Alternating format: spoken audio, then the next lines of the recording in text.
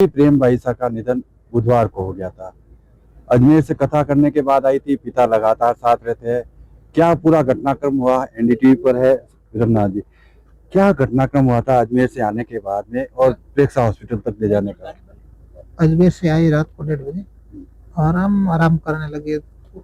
10 minute बाद में कुछ यहाँ पास में रहने वाले कोई हमारी पहचान वाले लड़के आए, 3-4 भी रात को के सुबह उन्होंने स्नान किया, हमने भी किया और शायद नाश्ता करके निकल गए थे।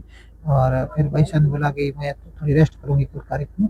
और 10 साढ़े 10 के लगभग उन्होंने बोला कि मुझे थोड़ा हल्का सा जुकाम, कोई ट्रीटमेंट दे रहा। तो मैंने देवी सिंह को कॉल किया 11:56 पे। मैंने बोला टाइम लग सकता है। फिर हम तो उस बात के ज़्यादा गंभीर थे नहीं तो ध्यान दिया नहीं, वो अपने साधना में लग गए। फिर उन्होंने बोला कि उकाड़ी करके ले आओ, तो काढ़ा उसने पी लिया। अब सो के थोड़ी आराम कर लिया, फिर उसको भोजन करवाया, दाल और रोटी मैंने खुद ने मेरे हाथ से करवाया। फिर बोला मैं अभी थोड़ी रेस्ट करूँगी, तो रेस्ट में करने में लग गई। 5:04 दोबारा कॉल किया, देव सिंह जी आए, 10-15 मिनट से आ गए। मतलब 5:20 के लगभग वो आए और उसने इंजेक्शन लगाया, सेकअप किया, 4-5 मिनट वहाँ लग गया, पेमेंट किया। फिर वो वहाँ यहाँ से निकल गए और तुरंत उनकी तबीयत गड़बड़ हो गई। मैं गया अन्नापन में लेके और 5:20 पे मैंने वापस उसको कॉल कर दिया। बहुत नाजुक है हालत, ऐसा आपने कर क्या दिया, श्वास दिया, लेकिन नॉर्मल लग रहा है। लेकिन उस वक्त का न्याय में दिला दे रहा पापा करके हॉस्पिटल पहुंचे तक बोलने की स्थिति में नहीं थी। आपने एक बेटी और कथावाचक साध्वी को माँ का भी प्यार दिया था। आपकी गोदी में उसने दम तोड़ दिया। कितना आपको लगता है और क्या आप उसको न्याय दिलाने के लिए आपने जो सोशल मीडिया पे पोस्ट डाली थी, क्या लगता है उसको न्याय मिलेगा। अब हरीशा पर न्याय की उम्मीद तो पूरी है। जांच पूरी ये मुझे भरोसा दिला रही है, संतुष्ट कर रहे हैं कि आपको न्याय मिलेगा, हम न्याय दिला देंगे। सब अधिकारी संतुष्ट से आत्मविश्वास के मुझे ढांढस बजाते हुए कह रहे हैं हम आपको न्याय दिला। पुलिस बेटी आपकी नहीं हो कि हमारी बेटी, समझ के हम सभी न्याय दिला, इतना ढांढस रिस्पॉन्स अच्छी दे रहे हैं। पुलिस आज आई थी यहाँ पर सुबह से लेकर एफएसएल टीम भी आई। क्या किस तरह से घर में अवलोकन किया पुलिस ने और आपने क्या आपसे क्या क्या सवाल पूछे। नहीं, ऐसा कोई विशेष अलग से सवाल नहीं पूछा, जो भी उनका सिस्टम था उस सिस्टम के अनुसार। क्या लगता है इंजेक्शन लगाने के बाद में जो है उनके नाखून काले पड़ने की जो बात आ रही है, वो सब जांच का विषय है। अब मैंने तो एक को खो दिया, सनातन की बेटी, देश की बेटी को खो दिया। अब सारा जांच में आएगा, वो मंजूर होगा। एक आखिरी सवाल, सोशल मीडिया पे जिस तरह से लोग बातें भी चल रही है, क्या वो अवसाद में आ गई थी साध्वी, उसको लेकर काफी लंबे समय से जो टॉर्चर किया था, हालांकि आप लोगों ने मुकदमा दर्ज कराया था, गिरफ्तार भी हुआ था, लेकिन क्या उसका दबाव भी मानसिक दबाव था नहीं, उनको ऐसा दिमाग में आता था कि मैं एक अग्नि परीक्षा देने के लिए इंतजार भाई हूँ, योग्य भी हूँ, लेकिन फिर भी लोग मेरे पर ऐसे पे सवाल उठा रहे हैं, तो मैं इसको पवित्रता को साबित करना चाहती हूँ। पर दुनिया कैसे समझ पाए। उन्होंने कई बार मेरे को बोला, गुरुजी पापा मैं तो हर किसी से बात नहीं कर सकती, मेरी भावना को आप संतों तक पहुंचाओ।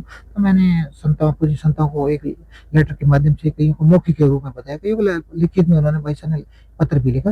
और संजोग नहीं था, फिर भी क्या पापा आप न्याय नहीं दिला पाओगे पापा। तो मैंने बोला एक कार्यक्रम रखते हैं अपने आश्रम में जास्ती में, तो 6 दिसंबर को हमने एक कार्यक्रम रखा। अब ये बोर्ड लगे हुए देख लेना, और उसमें तारीख तय की अगली मई के अंदर बड़ा संत सम्मेलन और प्रतिष्ठा करने की। वैसा को बोल दिया उसमें आपकी अग्नि परीक्षा हो जाएगी, पूज्य शंकराचार्य सहित के देश के संत आ जाएंगे, तब तक तो आप थोड़ा धैर्य रखो। तो क्या कोई बात नहीं, लगातार उसके बाद में कंटिन्यू कार्यक्रम थे। अजमेर हो गया, अजमेर के बाद में 29 से लेकर 31 तक बाड़ा कला में था, जोधपुर में। उसके बाद में उनका चंडीगढ़ कार्यक्रम था। चंडीगढ़ का कार्यक्रम पूरा होते ही वापस अजमेर के अंदर हिंगलाज माता की प्रतिष्ठा का बड़ी भजन है। वहाँ नाथ संप्रदाय के बड़े मठाधीश महामंडलेश्वर और योगी आदित्यनाथ जी, उत्तर प्रदेश के माननीय मुख्यमंत्री जी सहित नाथ संप्रदाय के अनेकों संत का एक दर्शन करने का सौभाग्य था। वैसा का 4 दिन का मायरे का कार्यक्रम था, लेकिन हरि को क्या मंजूर, किसने क्या किया। मैं उस जगह जाके आया था, जास्ती गांव, जहाँ आपके पत्नी की समाधि है, परिबचन माता जी की, और वहाँ के लोग ये चाहते हैं कि अब जो है भाईसा की भी समाधि छतरी वहाँ पर बने, भले ही वहाँ पर है। और आपके बारे में भी कहा, काफी आप लोगों ने वहाँ विकास के कार्य किए, हॉल बनाए, सब कुछ किया। हम लोगों की भावना है, उनकी माता जी का 1 साल का उपवास था प्रेम भाईसा के, उन लोगों ने उनका संकल्प पूरा करवाया और संत सम्मेलन कराया। पहली बार 1 साल के बाद में उन्होंने प्रेम भाईसा की माता जी को अन्न ग्रहण करवाया। और अभी भी उनकी भावना थी कि भाईसा का समाधि स्थल रास्ते में बने, लेकिन पैतृक गाँव वालों ने कहा कि इधर एक भी उनके भी हमारे यहाँ हो जाए। फिर उन्होंने कहा हम वहां से जोत ला करके भाईसा की समाधि भी अपनी माता के पास में हम बना के गाँव वाले, भावना है। क्या आप आखिरी सवाल, पुलिस से और ये सारी चीजों से आपको लगता है आपको इंसाफ मिल पाएगा, या वो लोग जो दोषी है इसके पीछे के घटनाक्रम नहीं, के? वो पूरा मुझे भरोसा बना रहे कि हम न्याय दिलाएंगे। बिटिया आपकी नहीं, देश की बिटिया, हमारी बिटिया, हम न्याय दिला देंगे।